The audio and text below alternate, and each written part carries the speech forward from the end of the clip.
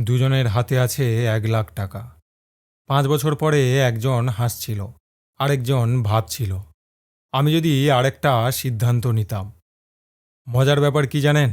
দুজনেই পরিশ্রম করে টাকা জমিয়েছিল, দুজনেই সৎ ছিল, দুজনেই কোনো ভুল ইনভেস্টমেন্ট করেনি। তবু এক ফল হলো না। কারণ টাকা মানুষ হারায় না, সিদ্ধান্ত হারায়। আজ সেই সিদ্ধান্তটা আমরা বুঝব। FD, RD, gold, SIP, mutual fund সব নিখুঁতভাবে বিশ্লেষণ করব কোনটার কম্পাউন্ডিং রেট বেশি। এটা দীপেশের কাহিনী। বয়স 28, মধ্যবিত্ত পরিবার। মাসে শেষে যা বাঁচে সেটা জমিয়ে জমিয়ে আজ তার হাতে 1,00,000 টাকা।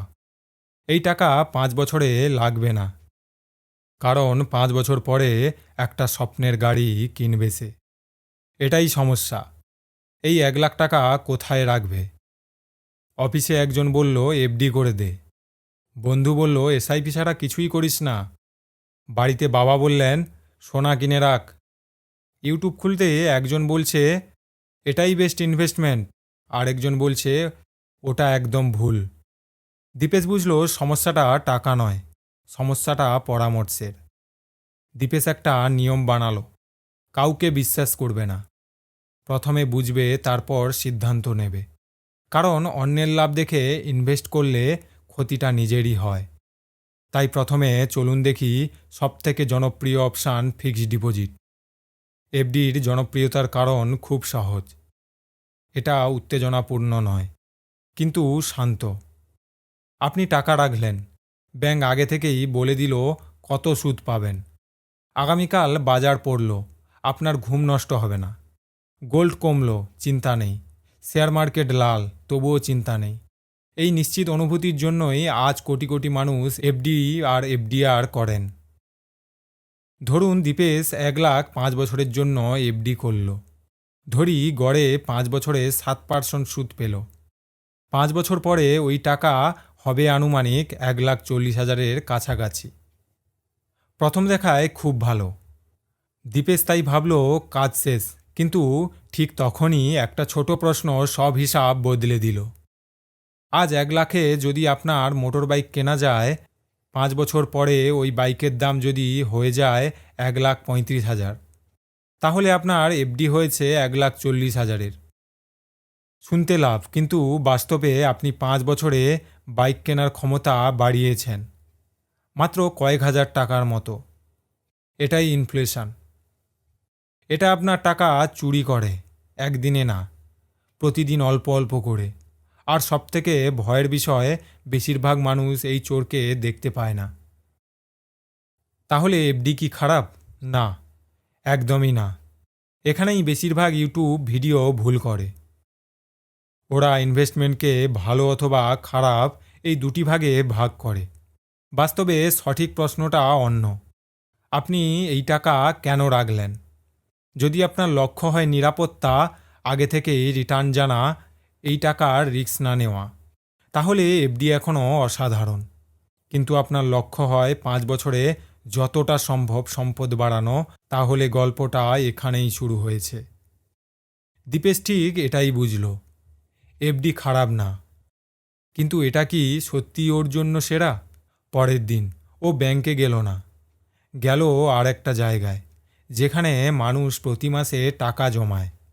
প্রথম দেখায় এফডি এর থেকেও বুদ্ধিমান মনে হয়।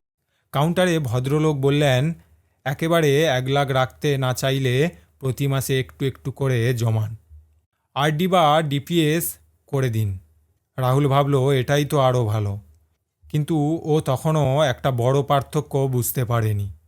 আরডি মানে একেবারে বড় অঙ্কের টাকা নয়, প্রতি মাসে নিয়ম করে টাকা জমানো। ধরুন আপনি প্রতি মাসে 2,000 জমালেন, 5 বছরে মোট জমা হবে 1,20,000 টাকা। তার সঙ্গে সুদ যোগ হবে। সব মিলিয়ে ধরুন প্রায় 1,50,000 সুদের হার অনুযায়ী পরিবর্তিত হতে পারে। শুনতে ভালো, কিন্তু এখানে একটা বিষয় অনেকেই খেয়াল করে না। আরডি এর আসল শক্তি সুদ নয়, অভ্যাস। কারণ ভারতে বেশিরভাগ মানুষ বিনিয়োগে হারে না, হারেন টাকা জমাতেই পারেন না। এই মাসে ফোন, পরের মাসে পূজা, তারপর বিয়ে, তারপর ইএমআই, শেষে আগামী মাস থেকে শুরু করব। আর সেই আগামী মাস কখনো আসে না। আরডি আপনাকে ধনী বানানোর আগে শৃঙ্খলাবদ্ধ বানায়, আর শৃঙ্খলা ছাড়া কোনো ইনভেস্টমেন্টই বেশি দূর যায় না। কিন্তু দীপেশের ক্ষেত্রে একটা সমস্যা ছিল, ওর টাকা তো আগেই জমা আছে। 1 লাখ তাহলে এই টাকা ভেঙে প্রতি মাসে আরডি বা ডিপিএসএসে দেবে কেন? সেই মুহূর্তে দীপেশ বুঝল সব ভালো ইনভেস্টমেন্ট সব মানুষের জন্য নয়। যদি আপনার কাছে ইতিমধ্যেই বড় অঙ্কের টাকা থাকে, আরডি সাধারণত প্রথম পছন্দ নয়। কিন্তু যদি আপনি প্রতি মাসে নিয়মিত সঞ্চয় শুরু করতে চান, আরডি এখনও ভালো একটা অপশান। এবার দীপেশের চোখ গেল সোনার দিকে, কারণ ও ছোটবেলা থেকেই একটা কথা শুনে এসছে, সোনার দাম কখনো কমে না। সত্যি নাকি এটাও অর্ধেক সত্যি?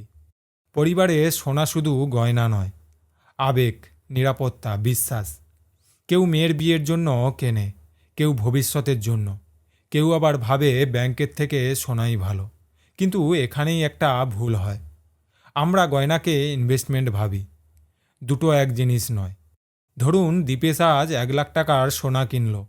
5 বছর পরে সোনার দাম বাড়তেও পারে, কমতেও পারে, আবার মাঝামাঝি থাকতেও পারে, কারণ গোল্ডের রিটার্ন এফডির মতো আগে থেকে ঠিক করা যায় না। কিন্তু সোনা একটা বড় কাজ আছে, যখন অনেক অ্যাসেট সমস্যায় পড়ে অনেক সময় গোল্ড তুলনামূলকভাবে স্থিতিশীল থাকতে পারে। তাই অনেক মানুষ সব টাকা গোল্ডে রাখে না, আবার অনেকেই একেবারে রাখেই না। দীপেশ এবার আরও বিভ্রান্ত। এফডি নিরাপদ, আরডি অভ্যাস শেখায়, গোল্ড নিরাপত্তার একটা স্তর দিতে পারে, কিন্তু লক্ষ্য যদি হয় 5 বছরের সম্পদ বাড়ানো, তাহলে আরও একটা দরজা খোলা বাকি। এবার চলুন দেখি মিউচুয়াল ফান্ড বা এসআইপি কী। এখানে বেশিরভাগ মানুষ প্রথম ভুলটা করে, ওরা ভাবে এসআইপি আর মিউচুয়াল ফান্ড আলাদা জিনিস। আসলে মিউচুয়াল ফান্ড হলো বিনিয়োগের একটি মাধ্যম, আর এসআইপি হলো সেই মিউচুয়াল ফান্ডের প্রতি মাসে নিয়মিত টাকা বিনিয়োগ করার একটি পদ্ধতি। অর্থাৎ এসআইপি কোনো আলাদা ইনভেস্টমেন্ট নয়, এটা শুধু ইনভেস্ট করার একটা উপায়। এখন দীপেশের হাতে তো আগেই 1 লাখ আছে, তাহলে ওর সামনে দুটো রাস্তা, একেবারে লামসাম ইনভেস্ট করবে নাকি কিছুদিন ধরে এসআইপি করবে। এখানে একটা উত্তর সবার জন্য এক নয়। যদি বাজার খুব উঁচুতে থাকে, অনেকে ধীরে ধীরে এসআইপি পছন্দ করে। যদি দীর্ঘমেয়াদী পরিকল্পনা থাকে, অনেকে লামসামও করেন। অর্থাৎ এখানে সিদ্ধান্ত শুধু রিটার্ন দেখে হয় না, সময়, ঝুঁকি আর মানসিক স্বস্তিও গুরুত্বপূর্ণ। ধরুন দীপেশ একটা ভালো ইকুইটি মিউচুয়াল ফান্ডে বিনিয়োগ করলো। ইতিহাস বলছে দীর্ঘ সময়ের ইকুইটি অনেক সময় এফডির চেয়ে বেশি রিটার্ন দিয়েছে। কিন্তু একটা কথা মনে রাখবেন, ইতিহাস ভবিষ্যতের গ্যারেন্টি নয়। কোনো বছর 20% লাভ হতে পারে, আবার কোনো বছর ক্ষতিও হতে পারে। এটাই ইকুইটির বাস্তবতা। এই কারণে যে টাকা আগামী কয়েক মাসের মধ্যে লাগবে, সে টাকা ইকুইটিতে রাখা সঠিক নয়। এখন চলুন দীপেশের সামনে সব অপশান একসঙ্গে রাখি। এফডি নিরাপত্তা বেশি, রিটার্ন সীমিত। আরডি নিয়মিত সঞ্চয়ের জন্য ভালো, যাদের লামসাম নেই। গোল্ড একটা নিরাপত্তা দিতে পারে, কিন্তু একা সব সমস্যার সমাধান নয়। মিউচুয়াল ফান্ড উচ্চ রিটার্নের সম্ভাবনা, কিন্তু রিস্কও বেশি। এবার দীপেশ বুঝল এতক্ষণ ধরে সে ভুল প্রশ্ন করেছিল। ও বারবার ভাবছিল সবথেকে ভালো ইনভেস্টমেন্ট কোনটা। আসল প্রশ্ন ছিল আপনার লক্ষ্য অনুযায়ী সবচেয়ে ভালো ইনভেস্টমেন্ট কোনটা। এখানেই বেশিরভাগ মানুষ অবাক হয়, কারণ এই ভিডিও শেষে আমি যদি একটা নাম বলতাম, শুধু এফডি করুন অথবা শুধু মিউচুয়াল ফান্ড করুন, তাহলে ভিডিওটা সহজ হতো। কিন্তু ভুল হতো, কারণ বাস্তব জীবনে বুদ্ধিমান মানুষ একটাই ইনভেস্টমেন্ট বেছে নেয় না, লক্ষ্য অনুযায়ী বিভিন্ন জায়গায় টাকা রাখে। যে টাকা আগামী 1-2 বছরে লাগবে, সেটা নিরাপত্তার জায়গায়। যে টাকা অনেক বছর পরে লাগবে, সেটা দীর্ঘমেয়াদী গ্রোথের জন্য।